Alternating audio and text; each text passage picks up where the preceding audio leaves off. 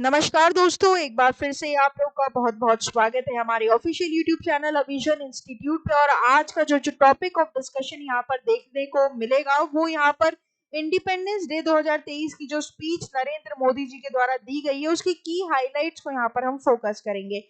And तक इस video को जरूर देखिएगा। एक समराइज वे में आपको सारी स्पीच का एक समरी यहाँ पर प्रोवाइड की जाएगी जो आपके एग्जाम पॉइंट ऑफ व्यू से काफी इंपॉर्टेंट रहेगी। और साथ ही साथ कुछ ऐसे इंपॉर्टेंट क्वेश्चंस हम यहाँ पर डिस्कस करेंगे जो आपके एग्जाम में आप देख सकते हैं कि आएंगे। ठीक है, तो यहाँ पर सबसे पहले तो दोस्तों मैं आप लोगों को बता दूं कि 76 ईयर्स यहाँ पर कंप्लीट कर लिए हैं भारत ने।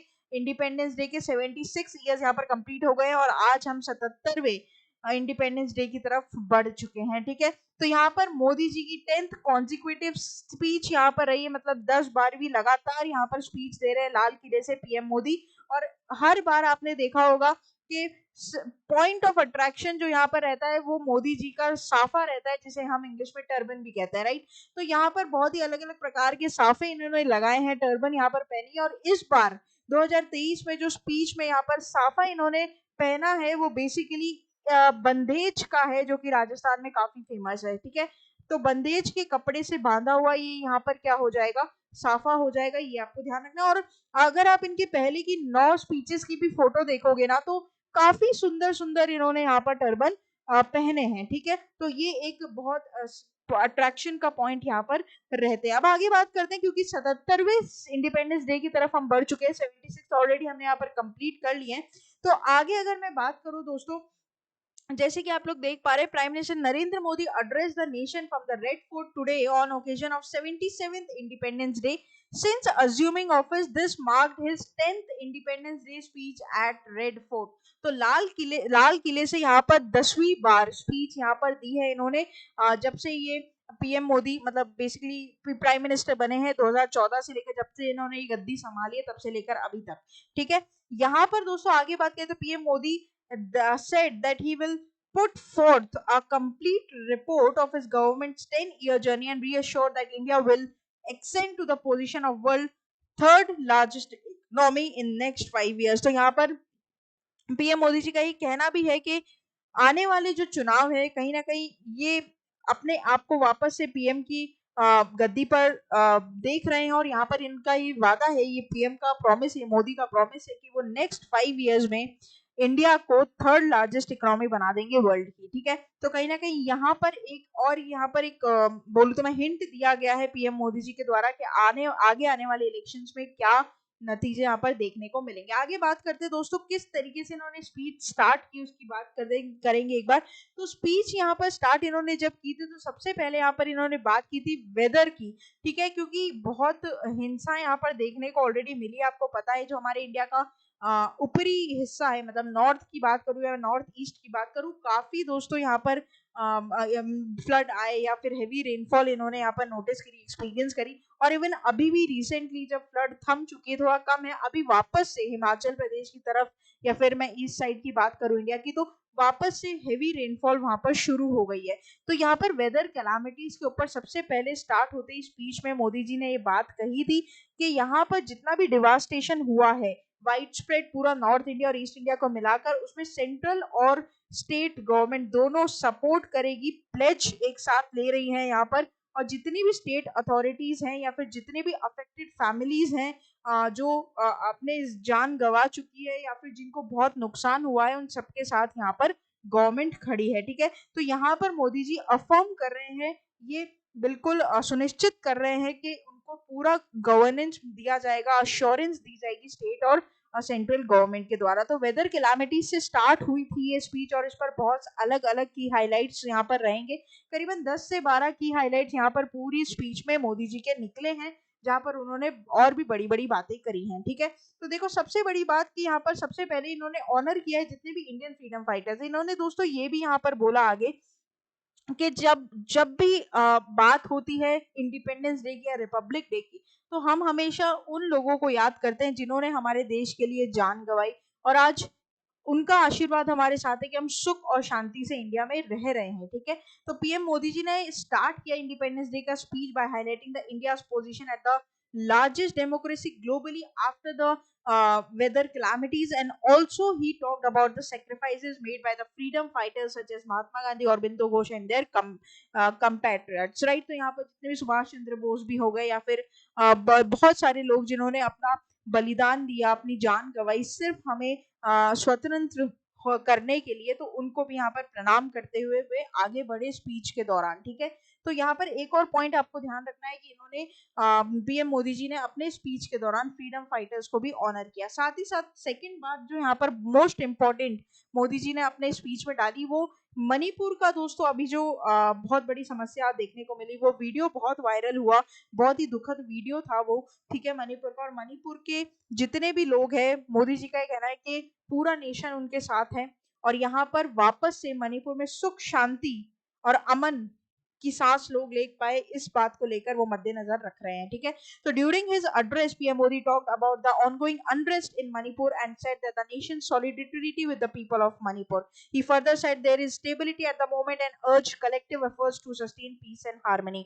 तो यहाँ पर अब धीरे धीरे वापस से वो अमन की वो खुशहाल जिंदगी वापस मणिपुर वाले जी सके, इस पर वर्क किया जा रहा है। और आगे इन्होंने प्रॉमिस किया है कि बहुत जल्दी मणिपुर में सुख शांति और अमन की लहर वापस चलेगी। हालांकि ये बात भी बहुत इंपॉर्टेंट है कि नॉर्थ ईस्टर्न स्टेट में जो वायलेंस हुआ है, इसमें सेंट्रल और स्टेट गवर्नमेंट दोनों मेंटेन कर रही है, अपना डेकोरम काम कर रही है कि कहीं ना कैसे भी कर कर पीस और शांति वापस आ जाए। और साथ ही साथ यहाँ पर ये भी बोला गया है कि पूरी कंट्री मणिपुर के लोगों के साथ खड़ी है, ठीक है। बहुत जल्दी सारे डिस्प्यूट्स को रिजॉल्व कर दिया जाएगा और पीस यहाँ पर वापस लेकर आया जाएगा, ठीक है, as soon as possible, as earliest as possible, said by PM Modi. आगे बात करते हैं थर्ड जो यहाँ पर बात की गई है मोदी जी के द्वारा कि lucky to have demography, democracy and diversity. दोस्तों वो इस बात को यहाँ पर कहते हुए बहुत शुक्रगुजार थे और साथ ही साथ इन्होंने इतनी बड़ी डेमोक्रेटिव कंट्री का जो प्रतिनिधित्व वो कर रहे हैं, उनके लिए अपने आप को बहुत लकी माना। So PM Modi said that we are lucky to have demography, democracy and diversity, and further he said added to the trio would be materialized in the nation's aspiration. Modi added the country's youth will perpetuate to the nation's legacy and resolve. तो यहाँ पर दोस्तों इन्होंने ये भी बात बोली कि जितने भी यूथ हैं हमारी कंट्री के, उनको ये बात से काफी गर्व महसूस होना चाहिए कि वो एक डेमोग्राफी, डेमोक्रेसी और डाइवर्सिटी वाली कंट्री में जी रहे हैं। डाइवर्सिटी आप कितनी सारी रिलीजन का, कितनी सारी फेस्टिवल्स का, कितनी सुंदर सुंदर चीजों से हमारे इंडिया भरपूर भरा हुआ है। वी आर ब्लेस्ड कि हमारी कंट्री में इतना रिसोर्सेज है जिससे हमारी कंट्री बहुत आगे बढ़ सकती है और बहुत जल्दी थर्ड लार्जेस्ट इकोनॉमी यहाँ पर हम बन सकते हैं, ऐसा कहना है हमारे मोदी जी का, जो कि उन्होंने स्पीच के दौरान यहाँ पर बताया है, ठीक है। तो ये भी आपको इधर क्या करना पड़ेगा, ध्यान रखना पड़ेगा। ऑलरेडी दोस्तों जो ड्रीम्स की बात की गई है मोदी जी के द्वारा, मैं एक और चीज आपको बता दूं कि किस तरीके से इंडिया यहाँ पर प्रोग्रेस कर रहा है, ठीक है। जो ड्रीम्स है, लोग जो अपने ड्रीम्स देख रहे हैं उसे किस तरीके से यहाँ पर पूरा कर रहे हैं, और साथ ही साथ जो टेक्नोलॉजी ड्रिवन यहाँ पर इकोनॉमी होने वाली है, टेक्नोलॉजी को एक बहुत बड़ा महत्व यहाँ पर स्पीच के दौरान मोदी जी ने बताया है कि आगे आने वाला जो समय है वो पूरा पूरा टेक्नोलॉजी के ऊपर बेस रहेगा। और इस टेक्नोलॉजी को ग्रैब करने के लिए बहुत सारी ऐसी स्कीम्स चलाई जाएगी जिससे जो स्किल्स है, ट्रेडिशनल स्किल्स है या फिर जो फ्यूचरिस्टिक स्किल्स है, उसे लोग अपना पाएंगे और अपने आप को नरिश कर पाएंगे। तो ये कहना है कि ये काफी इंपॉर्टेंट यहाँ पर रहेगा। जो ये तीन वर्ड्स हैं, डेमोग्राफी, डेमोक्रेसी और डाइवर्सिटी, ये बेसिकली पूरी तरीके से किससे को रिलेट किए गए हैं, सपनों से, ड्रीम्स से रिलेट किए गए हैं, क्योंकि इन तीनों के होने पर ही आपके ड्रीम्स यहाँ पर क्या होंगे, पूरे होंगे। और यहाँ पर ये तीनों ही एक स्तंभ बनते हैं, तीन स्तंभ बनते हैं जो कि हमारे कंट्री का फ्यूचर यहाँ पर क्या करेंगे, स्ट्रक्चर करेंगे या फिर फ्यूचर यहाँ पर शेप करने के काम आएंगे, ठीक है। तो ये काफी इंपॉर्टेंट है जिसमें टेक्नोलॉजी का एक बहुत बड़ा महत्व यहाँ पर बताया गया है। आगे बात करते हैं 1000 years of enslavement and 1000 years of greatness. दोस्तों ऑलरेडी यहाँ पर इस पर बड़ा विवाद चला था इस बात पर, जब मोदी जी ने बोला 1000 साल से दोस्तों हम स्वतंत्र होने की कोशिश कर रहे हैं, कभी मुगल्स, कभी बोले तो जो मुगल डायनेस्टी के लोग थे या फिर जब ब्रिटिशर्स आए हमारे, तो हम स्लेव बने रहे, लेकिन हमने हर साल या हर एक पल अपने आप को स्वतंत्र करने की कोशिश करी है, ठीक है। हमने लड़ाई लड़ी है और हम उसमें जीते हैं। तो यहाँ पर आज भी जो भी स्लेवनेस है अभी भी बची है कहीं ना किसी सेक्टर में, उसे खत्म करने की कोशिश की जाए। और मोदी जी ये साफ बात बोलते हैं कि इंडिया 1000 पहले जो स्लेव था, 1000 साल पहले जो स्लेव था, 1000 साल बाद वो ग्रेट भी बनकर दिखाएगा। ठीक है, तो यहाँ पर he added that nation's choice today will echo in the next millennium, right. तो काफी इंपॉर्टेंट बात इन्होंने यहाँ पर बताई है। और जो भी टीयर 2 और टीयर 3 सिटीज हैं, ठीक है, उनको लेकर भी यहाँ पर बहुत इंपॉर्टेंट बात कही गई है कि जितने भी टीयर 2 और टीयर 3 के जो बंदे हैं, ठीक है, मतलब अगर मैं आपकी 5वें नंबर की बात करूं, रिफॉर्म, परफॉर्म और ट्रांसफॉर्म की, तो ये बात कहीं ना कहीं इसी से ऐड कर लेना आप लोग कि पीएम मोदी जी ने यहाँ पर कंट्रीब्यूशन को बहुत बड़ा महत्व दिया है, जो कि यूथ कर रहा है इंडिया के फ्यूचर में। जैसे जो भी छोटे छोटे स्टार्टअप्स है वो आपको टीयर 2 टीयर 3 सिटीज में देखने को मिलेंगे, और उनका एक बहुत बड़ा इम्पैक्ट होता है वेरियस फील्ड्स में। बड़े छोटे छोटे जो स्टार्टअप्स होते हैं वो बहुत बड़े बड़े दोस्तों बिजनेस बनते हैं आगे आने वाले टाइम में। अभी अब जैसे मैं शार्क टैंक के एग्जांपल हुआ आप लोग सामने, उसमें जो जजेस थे वो बहुत बड़े बड़े जगहों से बिलोंग नहीं करते थे, हालांकि they are very smart, very intelligent, बहुत अच्छी अच्छी पढ़ाई की उन्होंने, लेकिन बट वो लोग जो बिलोंग करते हैं वो टीयर 2 टीयर 3 सिटीज से करते हैं। आज उनका कितना नाम है सोचो तुम।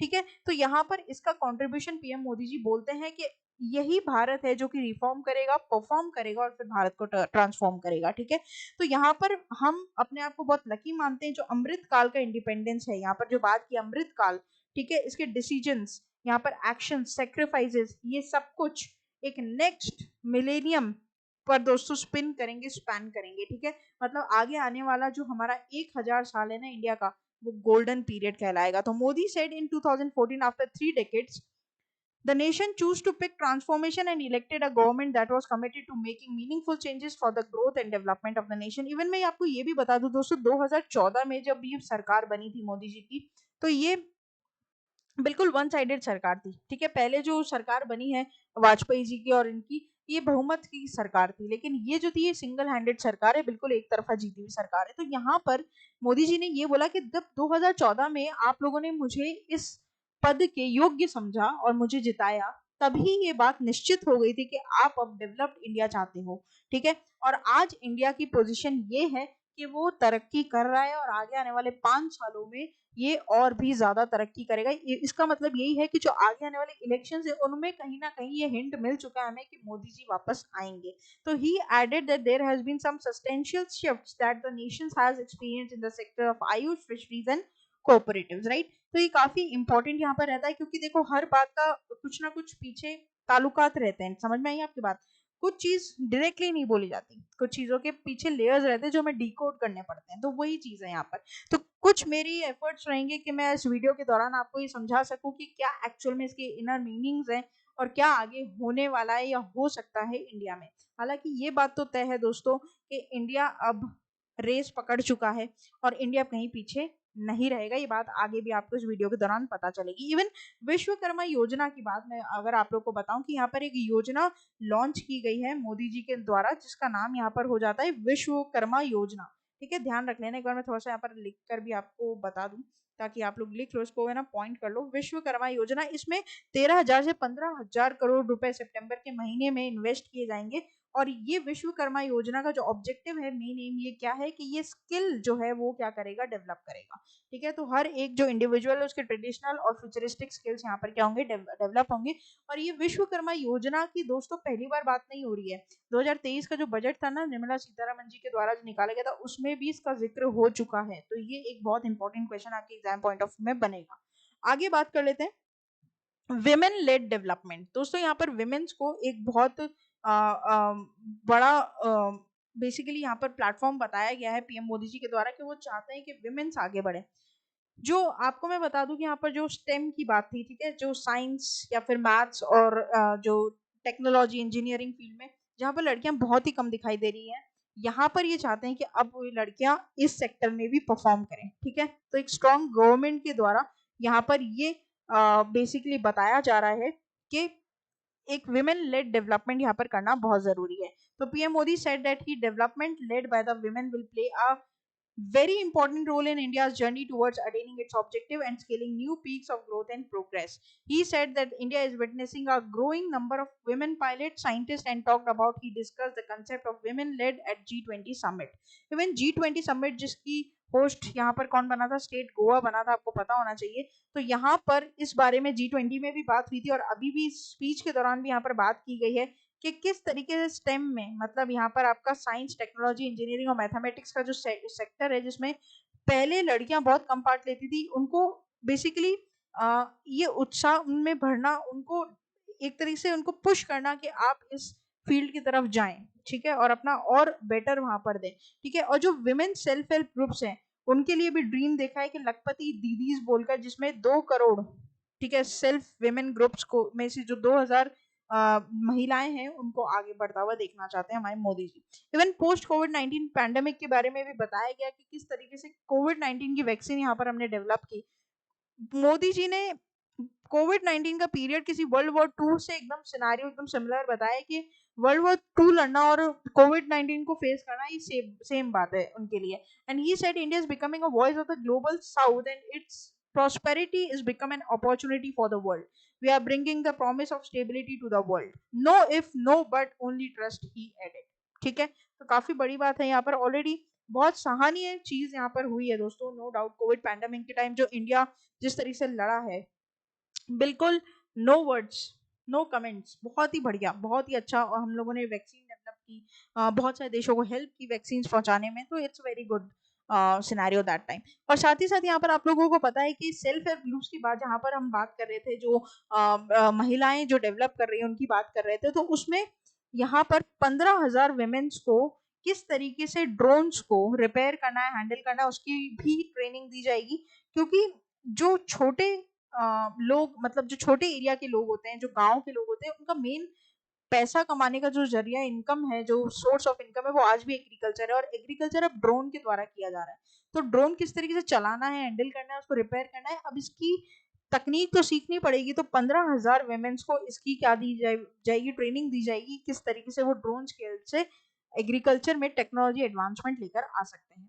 आगे बात करते हैं, ये भारत ना रुकता है, ना थकता है, ना हारता है, ना हारता है, ये पीएम मोदी जी का कहना है कि यहाँ पर this India doesn't stop, neither goes it get tired और पैंट और नॉर इट विल लूज, कि अब यहाँ पर ये भारत ना रुकेगा, ना थकेगा, ना हाफेगा और ना ही हारेगा, ठीक है। ये नया भारत है, घुसकर मारेगा। तो ये सिंपल सी बात है, यहाँ पर ये कहने का मतलब ये है कि अब यहाँ पर रफ्तार पकड़ ली है भारत ने, और यहाँ पर आपको बहुत सारी नई नई चीजें देखने को मिलेगी। सबसे बड़ी बात है कि power of youth, PM Modi said that the youth of the nation can bring about sustainable transformative shifts within the country, and he added that the youth have excelled and propelled the countries forward through the ecosystem. During the G20 summit in Bali last year, he said leaders from the developed nations showed a keen interest in the potential of digital India. तो यहाँ पर digital India बहुत ही की word है, देखो एक बार ध्यान रखना। ऑलरेडी मैंने आपको बताया कि हमारे मोदी जी का सपना ही है डिजिटल इंडिया, और उसको लेकर बहुत सारे ऑलरेडी बड़े बड़े स्टेप ले चुके हैं। सबसे बड़ा स्टेप तो है यूपीआई वाला, ठीक है, जो आपका यूपीआई है, ये दोस्तों कहीं नहीं मिलेगा तुम्हें पूरे दुनिया में, विश्व में सिर्फ हमारा भारत के पास है यूपीआई, ठीक है। तो यहाँ पर डिजिटल इंडिया, डिजिटल जो लिटरेसी है, इसको फैलाना इनका बहुत बड़ा सपना है, और आने वाले टाइम में डिजिटल भारत ही बनाकर ही छोड़ेंगे अगर ये नेक्स्ट जो यहाँ पर इलेक्शन आ रहे इसमें जीत गए तो, ठीक है। तो आपको देखने को मिलेगा ई रुपया या क्रिप्टो करेंसी या सारी ऐसी चीजें, यूपीआई हुआ है, डिजिटल इंडिया हुआ, ये तो दोस्तों आगे रफ्तार पकड़ेगा, ठीक है। साथ ही साथ देखो एक चीज और समझ के रखना है यहाँ पर कि जो ऑलरेडी बहुत सारी ऐसी टेक्नोलॉजीज और स्कीम्स लेकर आई जा रही है जो कि डिजिटल इंडिया को सपोर्ट कर रही है, ठीक है।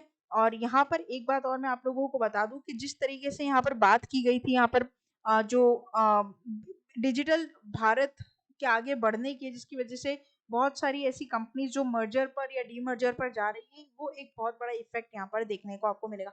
हालांकि इस पर और चर्चा हम करेंगे एक स्पेशल वीडियो में, ठीक है। डिजिटल इंडिया के ऊपर स्पेशल वीडियो बहुत जल्द हम लेकर आएंगे, जिसमें जो भी और बातें एक्सपेल की गई हैं मोदी जी के द्वारा, उसमें हम डिस्कस करेंगे इसको, ठीक है। लेकिन ये काफी इंपॉर्टेंट पॉइंट है। आगे बात करते हैं, India is recognised as Vishwa Mitra. Now this is very very important. Vishwa Mitra होता है मतलब यहाँ पर friend of the world, right. तो यहाँ पर जब इंडिया बोल रहे हैं, मोदी जी बोल रहे हैं कि इंडिया को अब लोग विश्वामित्रा से रिकॉग्नाइज कर रहे हैं, ठीक है। During the address Modi said the administration has elevated India stature on the international platform and nation is recognized as Vishwamitra.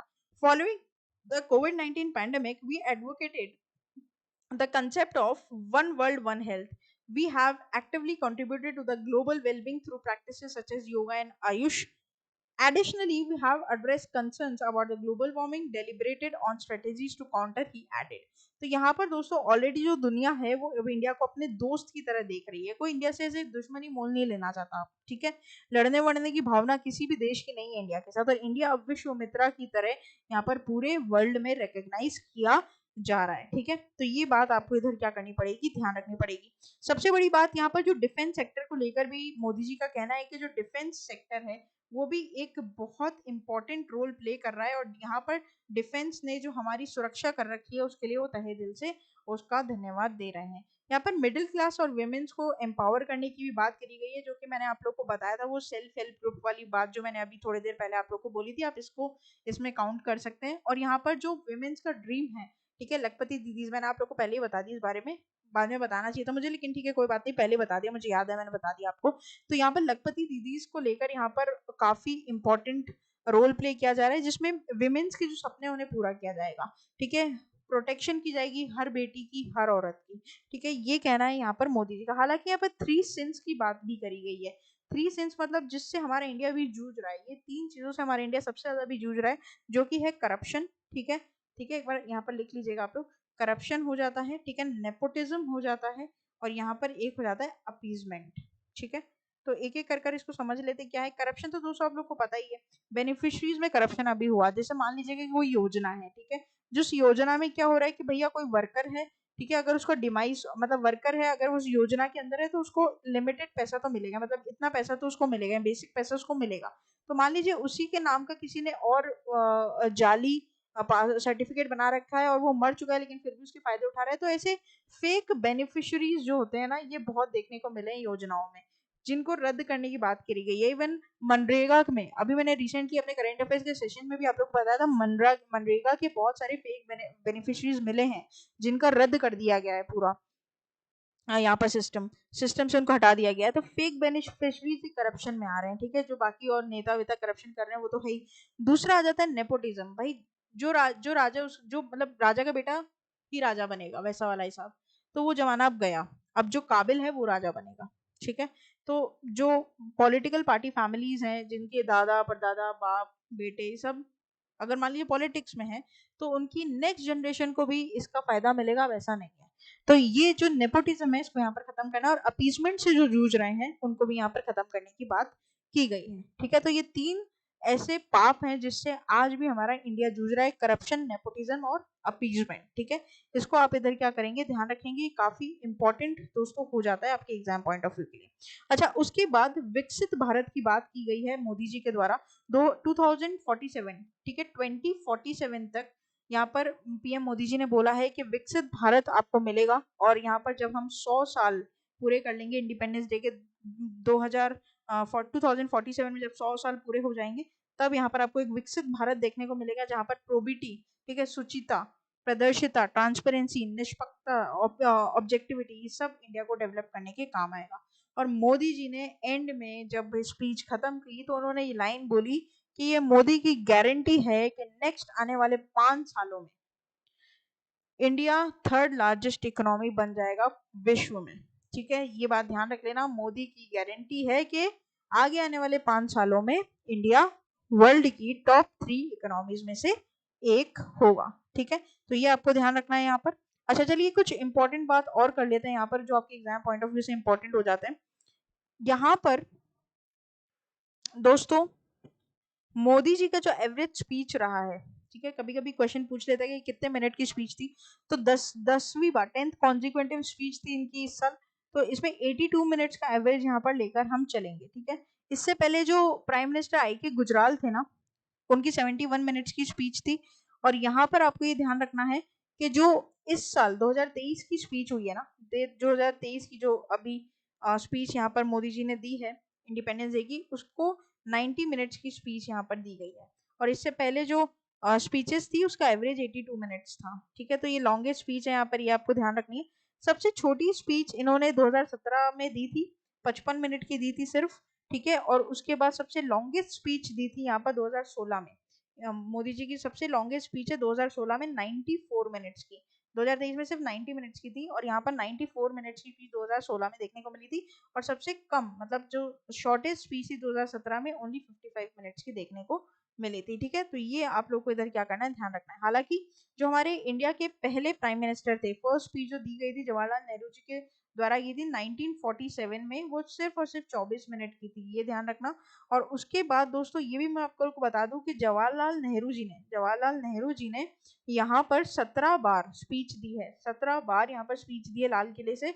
और इंदिरा गांधी जी, ठीक है, जो प्राइम मिनिस्टर बनी थी, उन्होंने 16 बार यहाँ पर क्या दी है, स्पीच दी है इंडिपेंडेंस डे की, जो आपको यहाँ पर ध्यान रखना है रेस्पेक्टिवली, है ना। Very very important from your exam point of view. अब यहाँ पर जो मोस्ट इंपॉर्टेंट क्वेश्चन बनता है, सबसे ज्यादा इंपॉर्टेंट क्वेश्चन जो यहाँ पर बनता है कि 2023 की इंडिपेंडेंस डे की थीम क्या थी। ठीक है, तो थीम थी यहाँ पर नेशन फर्स्ट। लिख लो इसको बोल्ड लेटर में तुम, ऑलवेज फर्स्ट। वैसे तो मुझे स्टार्टिंग में ये बताना चाहिए था आप लोग को, लेकिन कोई बात नहीं, देर आए दुरुस्त आए। ठीक है, बहुत इंपॉर्टेंट है इस साल की जो थीम है इंडिपेंडेंस डे की, very very important, nation first always first. ठीक है, तो ये ध्यान रखना। और यहाँ पर मोदी जी ने बहुत सारी वेरियस टॉपिक्स के ऊपर बात किया, जिसके बारे में हमने यहाँ पर डिस्कशन इस वीडियो के दौरान कर लिया है। तो दोस्तों वीडियो को यहीं पर समाप्त करेंगे। आशा करते हैं कि वीडियो आप लोग को अच्छा लगा होगा। समराइज वे में, कम शब्दों में सारी स्पीच को मैंने इनकॉर्पोरेट कर दिया इस वीडियो में। वीडियो सुनते दौरान इसके नोट्स बना लीजिए, जो जो इंपॉर्टेंट पॉइंट है उसको हाईलाइट भी कर दिया है। ठीक है, आशा करते हैं कि इस वीडियो के बाहर से आपके क्वेश्चन एग्जाम में ना बने। वैसे तो सारी चीजें यहाँ पर इसमें कवर कर दी गई है। अगर आप लोग चाहते हैं कि आपको डेली ऐसी अपडेटेड वीडियोस मिलती रहें, तो आप हमारे साथ जुड़े रहिए। यहाँ पर हम WBCS, बैंक, SSC, रेलवे सभी की तैयारी करवाते हैं आपको। और साथ ही साथ दोस्तों आप लोग विजिट कर सकते हैं हमारी official website, that is avision.co.in पर, जहाँ पर आपको टेस्ट सीरीज, लाइव क्लासेस, सबके बारे में सारी डिटेल मिलेगी। विदाउट एनी हेजिटेशन आप व्हाट्सएप के थ्रू कनेक्ट कर सकते हैं, और मेरे साथ आप डायरेक्टली जुड़ सकते हैं टेलीग्राम चैनल पर इन सभी वीडियोस की लिंक और PDF के लिए। तो फिर देर किस बात की दोस्तों, जुड़े रहिए, बने रहिए और देखते रहिए आगे वाले और फ्रूटफुल सेशंस को। तब तक के लिए thank you so much and have a nice day.